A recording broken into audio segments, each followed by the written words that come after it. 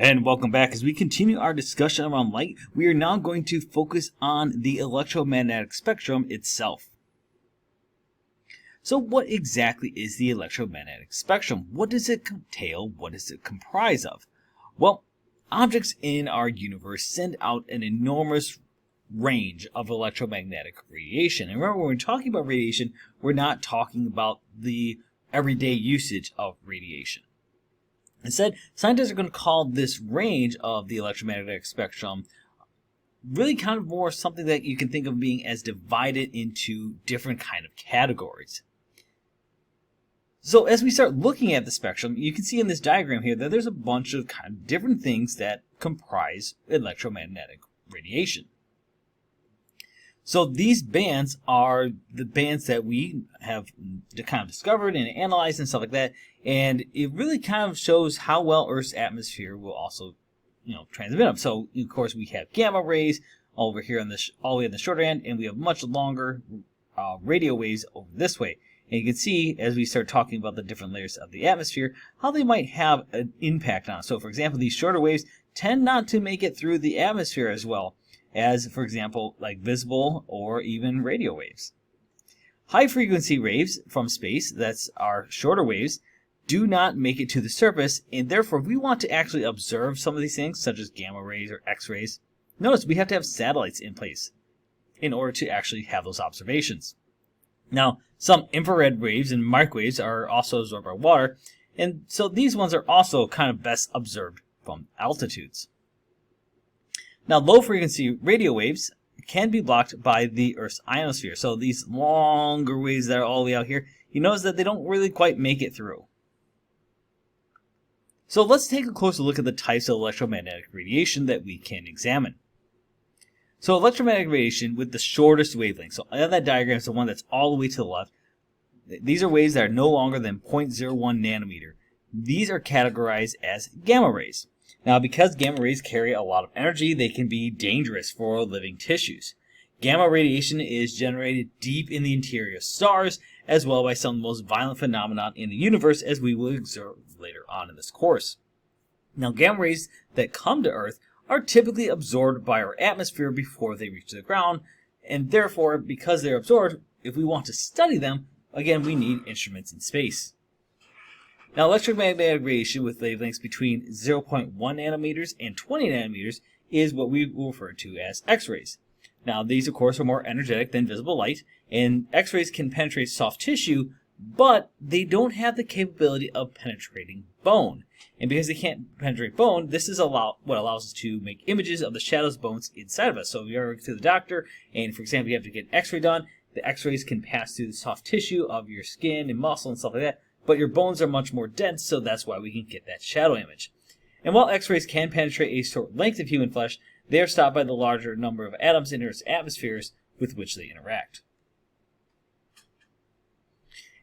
Now, if we were to go ahead and look up at the sky and look at it with something that is not what we would normally have with our visible light, we can get an X-ray sky. This map of the sky is tuned to certain type of X-rays seen above the Earth's atmosphere.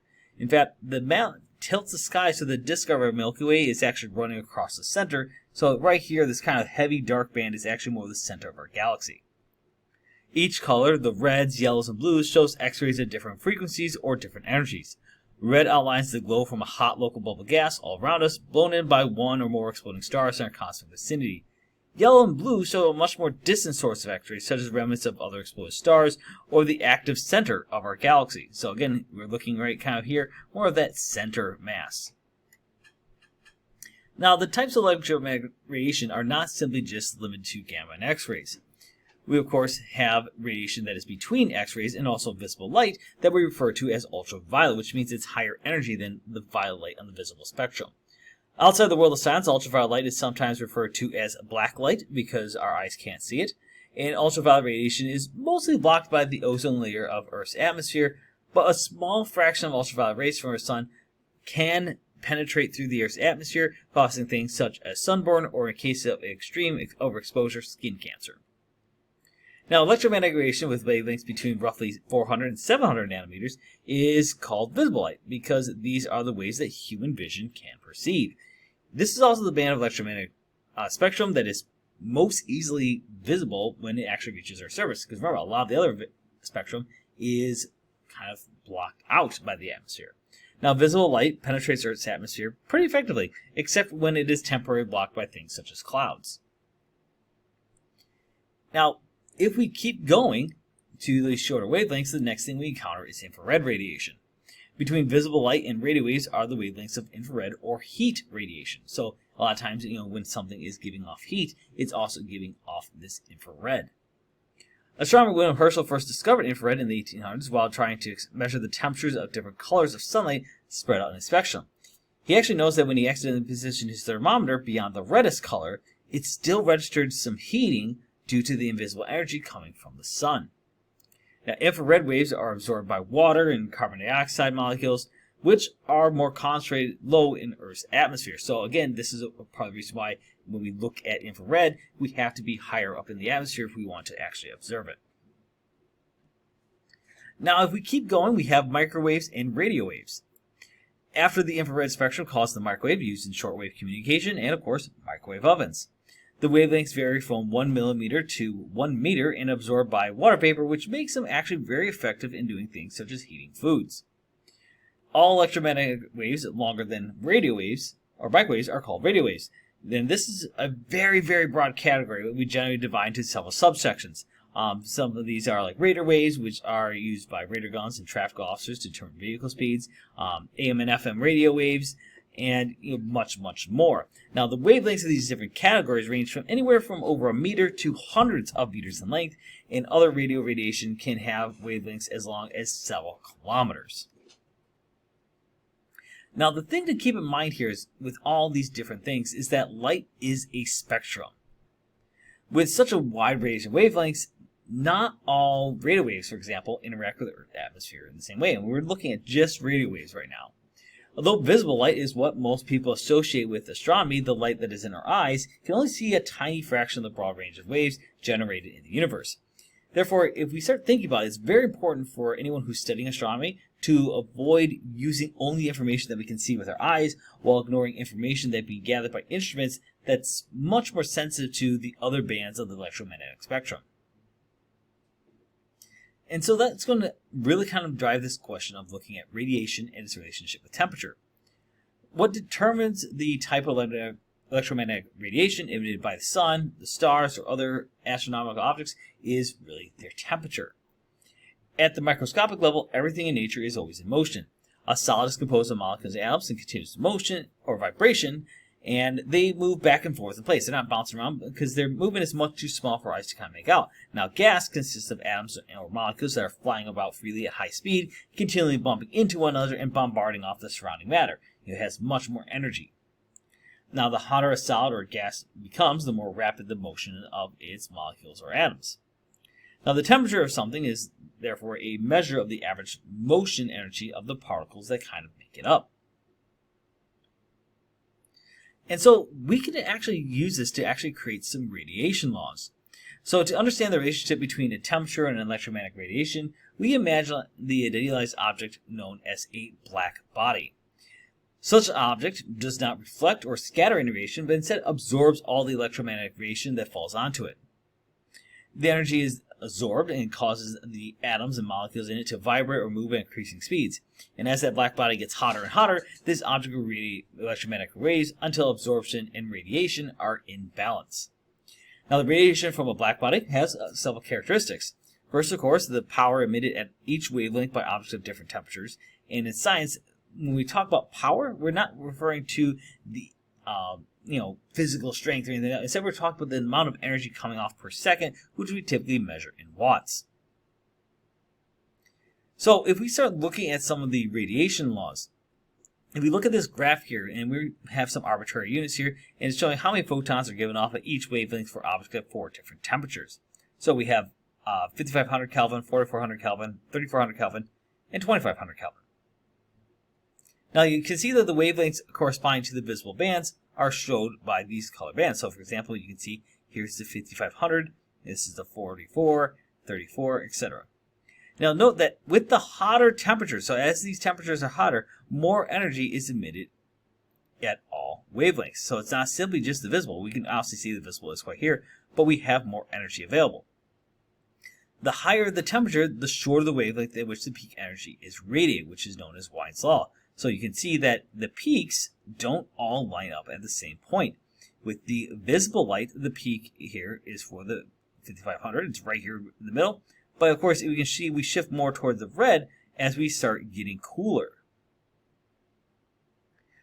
And so that's going to lead us to a good way to analyze that graph.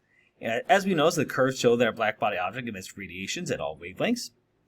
And this is because any solid or gas or some molecules, atoms vibrate or move between collisions slower than average, and some move faster than average. So when we look at the electromagnetic waves that have been emitted, we find a broad range or spectrum of energies and wavelengths. Second, note that an object at a higher temperature emits more power at all wavelengths than a cooler one. In hot gas, so our taller curves that we saw, the atoms have more collisions and therefore give off more energy. In the real world of stars, this means that hotter stars give off more energy at every wavelength than cooler stars do. And if we continue to look at that graph, we can see also that the higher temperature gives us a shorter wavelength in which maximum power is emitted. Remember, we talked about the 5500 is, having that it's less to the red light and more in the center of our visible spectrum for that peak. A shorter wavelength means a higher frequency and energy. And it really kind of makes sense that hot objects give off a larger fraction of energy at shorter wavelengths, so higher energies, than a cooler object. Because hotter means they have more energy, which means they're giving off much more potential here. So with Wien's law, the wavelength in which maximum power is emitted can be calculated using the following equation. Lambda max equals 3 times 10 to the 6 over T, where wavelength is in nanometers, or 1/1000th of a meter, and the temperature is in K, or Kelvin. So the constant 3 times 10 to the 6 has units in nanometers times Kelvin. And again, this relationship is referred to as Wien's law.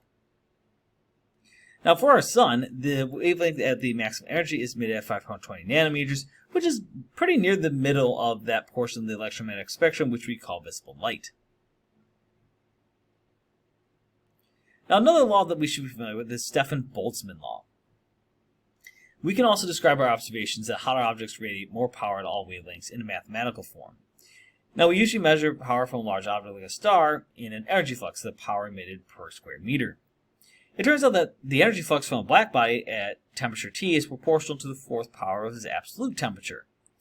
And so in this relationship, known as Stefan-Boltzmann law, we can write this as F equals sigma T to the power 4. F, of course, is the energy flux in watts per square meter. T is the number of kelvins, and sigma is a constant number, which is 5.67 times 10 to the minus 8. So temperature and power have a very intertwined relationship here. You'll see that this can become a very impressive result. Increasing the temperature of a star would have a tremendous effect on the power that is able to be radiated. We give it much more temperature, we can give out a lot more power. If the sun, for example, were twice as hot, it would radiate 24 or 16 times more power than it does now. Tripling the temperature of the sun would raise the power output 81 times. Hot stars really shine away at a tremendous amount of energy. Now, of course, this does come with a cost, which we will talk about later, but it just gives you something to think about. If we want to look at these really bright stars that have really hot, have a lot of energy, it's a pretty cool thing.